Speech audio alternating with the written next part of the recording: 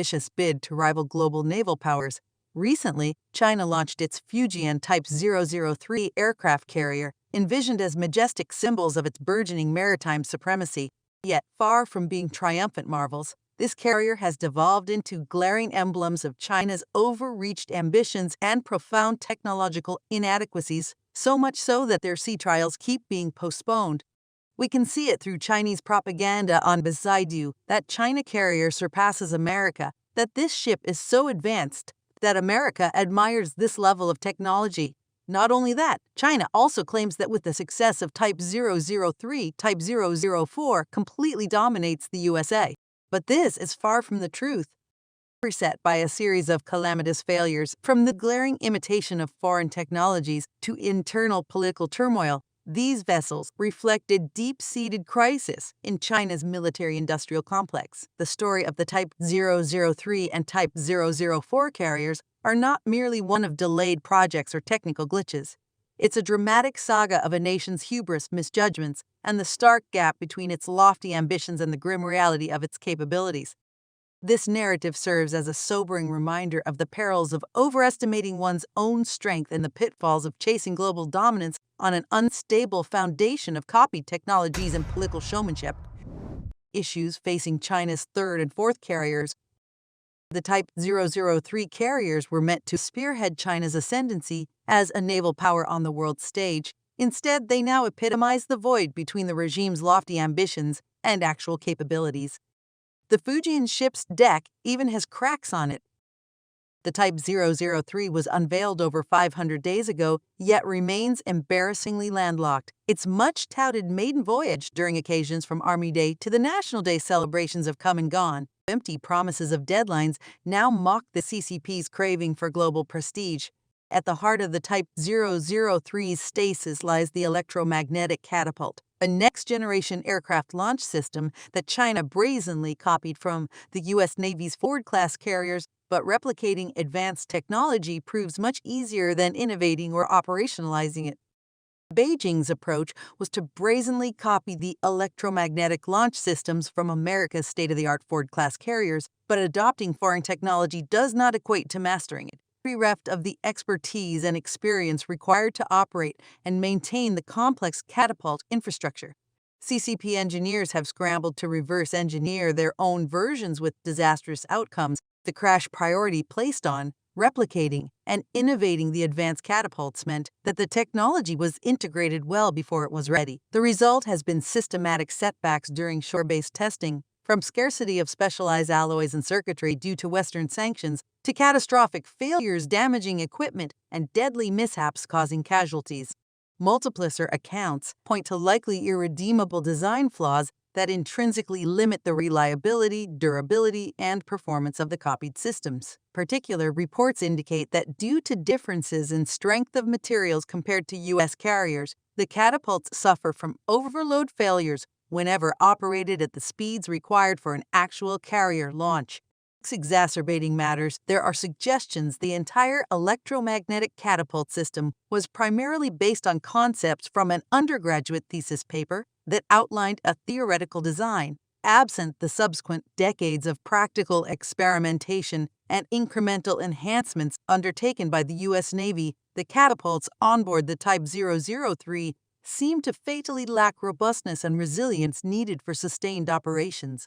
Making matters worse, the lead scientist overseeing the ASC-22X carrier program was mysteriously removed from a recent CCP party congress. Mission from the pivotal political event signals disgrace and raises deeper questions concerning failings of the electromagnetic catapults that now imperil the combat potential of Beijing's new flagship naval vessel. The CCP's crash program to incorporate and scale immature technologies has been disastrous, causing systematic delays from material shortages, testing accidents, and basic design flaws. The homemade catapults now face possibly irredeemable issues around lethal overload failures, damaged launch infrastructure, and severely limited aircraft compatibility. Prospects for the Type 004 carrier appear even bleaker. As the intended crown jewel of China's carrier fleet, the 100,000-ton nuclear-powered vessel was slated to finally rival American supremacy. But the CICP regime vastly overestimated its technological capabilities and economic bandwidth. Years behind schedule, the Type 004 carrier remains trapped in the conception phase. From integrating scaled-up nuclear reactors to advanced catapult systems, China lacks the technical expertise, foreign assistance, or financial resources to actualize its ambitions. The Type 003 and 004 carriers were to herald China's coming of age as a naval superpower. Instead, they now epitomize the growing chasm between the CCP's global ambitions and actual capabilities. Broader naval development issues. Beyond high-profile debacles like the Type 003 carrier, deeper dysfunction plagues the development of China's naval forces. Systemic deficiencies in technical expertise, economic resources, and strategic planning bedevil Beijing's ambitions of maritime dominance. On the technology front, China lacks meaningful experience with key capabilities like aircraft carrier operation, jet engine development, and naval nuclear propulsion. Attempts at shortcuts via espionage and reverse engineering have hit intrinsic barriers, with Western sanctions explicitly targeting its military-industrial complex. Beijing can neither buy nor steal its way to naval supremacy. Economic realities have also clipped the CCP's wings amidst a period of financial volatility. With vast sums invested in strategic distractions like the BRI program, the regime has limited bandwidth to fund sophisticated weapons programs that require long timelines before yielding deterrent capabilities. The limitations afflict even China's existing Soviet-era carriers. Poor quality control means key components like hull casing arrive defective to shipyards, necessitating extensive repairs. Such intrinsic flaws make the carriers more suited for propaganda than naval warfare. Humiliations have compounded frustrations over equipment dysfunction. Recent provocative maneuvers by advanced U.S. carrier groups have elicited no response from Beijing's naval forces. While Chinese citizens endure bellicose rhetoric about resisting foreign enemies, their navy stumbles when actually confronted by them. Ultimately, paper tiger carriers serve little military purpose, but provide an easy vehicle for the CCP's brand of nationalism and distraction. With deck space increasingly devoted to civilian amenities from shops to lounges, China's naval prowess often seems more commercial cruise liner than combat fleet. Political drama behind the scenes. The CCP's aircraft carrier program has become embroiled in factional party politics as much as engineering practicalities. While the vessels serve as important symbols for China's global ascendancy, they have also exposed latent tensions within the Beijing elite. President Xi has hitched his personal prestige to the success of the carrier fleet. The recent launches were meant to culminate in celebrations that cemented his status as the champion behind China's rise as a naval power.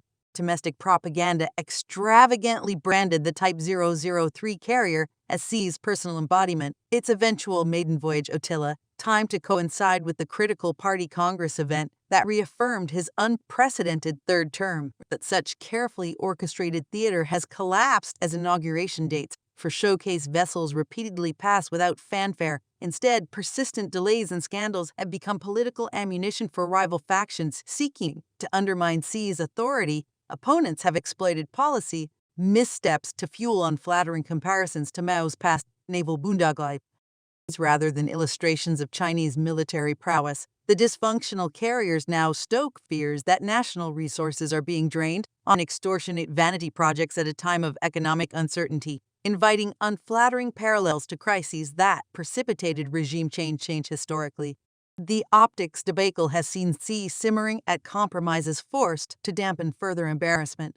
Not only have promises to unveil carriers by key dates proven fanciful, but petty concessions have had to be made on how the vessels project his personal brand. From names that trumpet his legacy to inaugural ceremonies suited to his protocol preferences, checks remain on Xi's ability to milk the troubled carriers for propagandistic gain.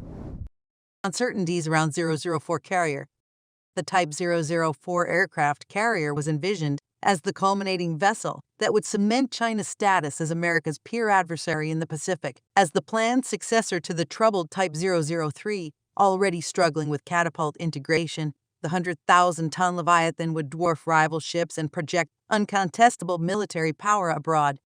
But years after announcing the project, Beijing continues struggling to articulate any coherent blueprint for the Type 004 amidst chronic capability gaps. disappearing budgets, and strategic ambiguity. As prospects for the supercarrier dim, China risks permanently ceding any advantages from getting such large vessels operational before peer adversaries.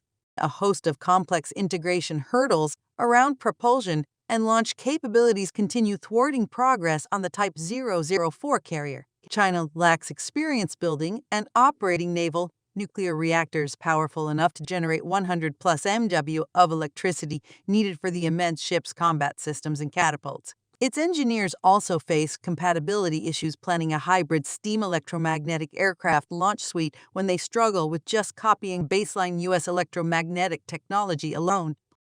Beijing unable to rely on foreign assistance due to increasing international sanctions and export controls. These hardware bottlenecks have indefinitely delayed any progress on the Type 004. China's military-industrial complex lacks the indigenous research and production infrastructure in areas like radiation shielding, weapons-grade propulsion, and precision aircraft launch gear that could facilitate developing a supercarrier on its own.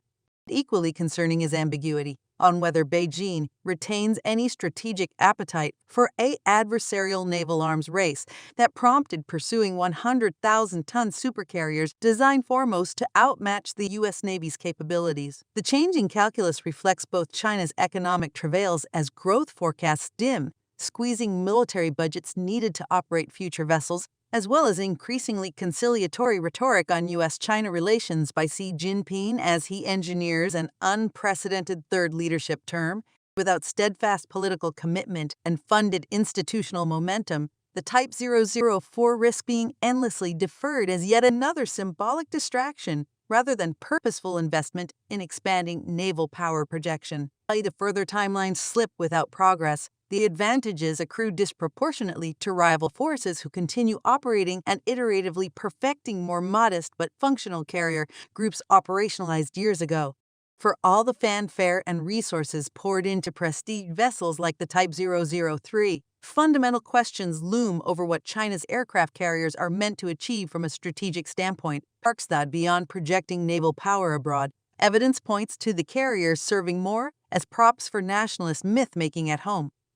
The constant propaganda about an imposing carrier fleet seems explicitly meant to intimidate China's own population rather than rival militaries who remain undeterred. Displays of naval might substitute for genuine military capabilities that still remain lacking compared to Beijing's ambitions. But maintaining such a symbolic illusion risks trapping China in an arms race where adversaries operate on real capabilities rather than theatrical gestures. The more Beijing doubles down on impractical supercarriers, the more likely it gets entangled in a spiral of reactionary defense spending with peer adversaries. The greatest danger remains that rising jingoism at home drives policies abroad while perpetuating a false sense of Chinese naval supremacy. The CCP risks dragging the nation into reckless military overreach, as facts on the ground about naval preparedness remain misaligned from fiction used to stoke patriotic fervor. Ultimately, China may end up compromising its long-term development trajectory by pouring resources into floating vanity projects rather than uplifting its population mired in economic anxiety. Paper tiger carriers have become symbols of strategic myopia, where the CCP prioritizes its own survival above nation building. They say if you can't find a job, it's because your expectations are too high. I went all the way to Guizhou for an opening. Over 700 people applied. I scored 92nd, but only the first place got hired. I studied computer science, yet no one replies to my resumes. At this point, just landing any job feels like a blessing. Scroll through Douyin. 9 out of 10 videos are people crying. Even supermarket owners are weeping. No customers, no business. A man with 14 years in clothing says he's never seen it this bad. Even government offices are cutting back. Official cars must be domestic. No cigarettes, no alcohol, no motai, no hotels for office use. Brothers, life is unbearable. Jobs are so scarce I've almost given up applying. At over 60, in 40-degree heat, I work until I feel dizzy, because if I skip even one day, my family has nothing to eat. I invested 800,000 yuan and 4 years into a shop. It vanished without a ripple. I don't dare start again. In Baoshan, buses run empty. Factories have shut down. Air conditioners stripped away. The economy is collapsing. Factories are bankrupt one after another. In a few years, even a simple laborer's job will be hard to find. Machines are replacing people. A line that once needed 20 workers now uses only 2. Bosses say machines don't complain, don't eat, don't rest, and work 24 hours non-stop. Delivery riders fight for scraps. I worked 5 hours in the sweltering sun for just over 100 yuan. Streets are full of riders, even students. People who used to order food now deliver it themselves. I've been unemployed for a month. My wife's factory has no work either. She sits in her room all day. We just stare at each other while our savings drain away. I thought about delivering food. She begged me not to. It's exhausting, dangerous, and barely pays. Then what should I do? Farmers, too, are suffering. I met a 69-year-old man unloading 8 tons alone in nearly 40-degree heat. He smiled bitterly. We farmers have it the hardest. China's economy is in free fall. A wave of unemployment has swept across industries. Factories shuttered, salaries cut. Layoffs everywhere. Millions can't find jobs. Desperation is spreading. It's too hard. We can't live anymore. Analysts warn that as the downturn deepens, people's lives will worsen, and unrest is inevitable until even the CCP's grip begins to shake. Across the country, authorities are tracking the so-called 4 no's: unmarried, childless, no house, no savings.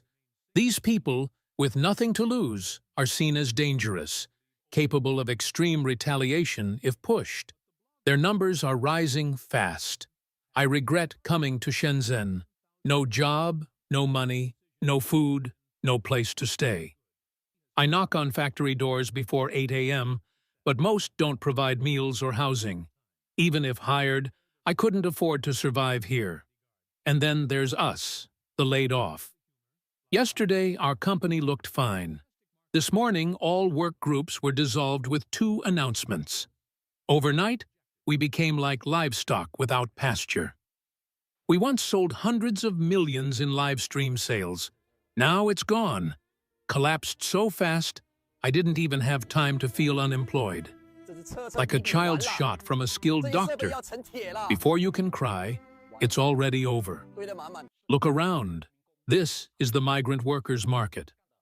Mostly heavy labor and odd jobs, but strangely it's filled with middle-aged and elderly people, not the young.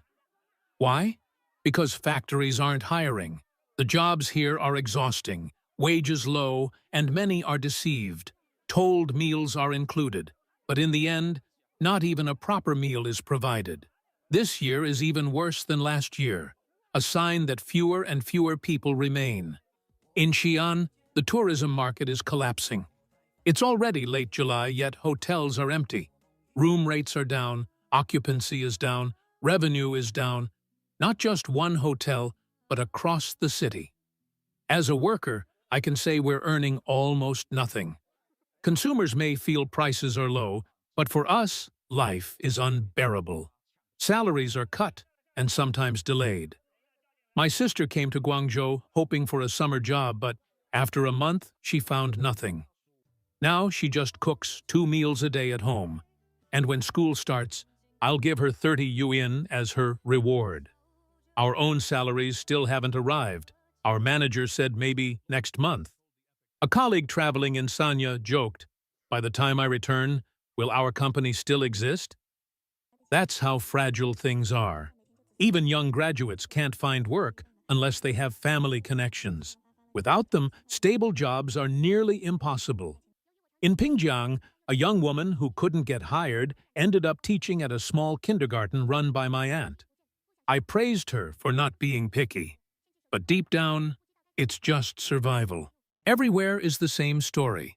Restaurants have no customers, malls are empty, houses and cars don't sell, farmers and workers are broke. Remember this. If ordinary people have no money, no one can live well. Wages are harder to earn than constipation, yet money disappears like diarrhea. You can't hold it back. From Guangxi, Mr. Li said he and his wife came to Guangdong but found no work. Their savings are nearly gone. Streets that were once bustling are now silent. Many shops stand empty. In Suzhou, a supermarket owner sighed that businesses are collapsing, purchasing power is gone, and migrant populations are shrinking. Suicides are rising. People crushed by debts of just tens of thousands of yuan see no way out but to jump from buildings or bridges. Physical stores are shutting down everywhere. On Fuzhou's Zhongting Street, one of the busiest commercial areas, 12 stores closed within 500 meters. In Chongqing, behind Hongyadong, migrant porters known as Bang Bang live in 3 yuan dorms. They're between 50 and 80 years old, cooking plain noodles without oil because that's all they can afford. Some have lived there for years, unable to pay rent on time. A man told me he earned just 10 yuan that day. Another, with no work, spent his day sitting in a mall for the air conditioning. Shopkeepers, too, are crushed. Rent can be 40,000 yuan, but daily income barely 200, sometimes not even enough for electricity, let alone rent. Nights are sleepless, warehouses are full of unsold goods, and competition is brutal. At Hefei's labor market, the desperation is clear. Dozens of uncles push and shout for a single job, while aunties watch helplessly. The boss only wanted one worker, yet the crowd kept squeezing in. Someone asked, "Is the pay really that high?" No, it's just survival. So where has everyone gone? Empty streets, deserted shops, clothing stores that can't even cover rent. For many, business this year feels like being stranded on a deserted island. Many people leave comments telling me to give up, cut my losses, and find another job. Even hotel tycoons are losing hope. One told me that by September, more than half the hotels will close. July and August, the so-called peak season, are already worse than past years. People cling on, desperate to survive the summer rush. But once September's cold season arrives, panic will break out. First, massive closures. Second, hotels sold off for almost nothing. Brothers, sisters, I too closed my shop today. The storefront is gone, the signboard taken down. By this afternoon, everything will be carted away. I used to post motivational videos, but today I couldn't keep pretending. In early July, leaders met to plan for the second half of the year. What dominated the meeting? Salary cuts. Base pay dropped from 3,000 yuan to 2,000 yuan. For people like me, that's not just a cut. It's a collapse. This isn't just young people's struggle anymore. Middle-aged breadwinners, the elderly, everyone is sinking. Across industries, wages shrink, and in some cases, salaries aren't paid at all.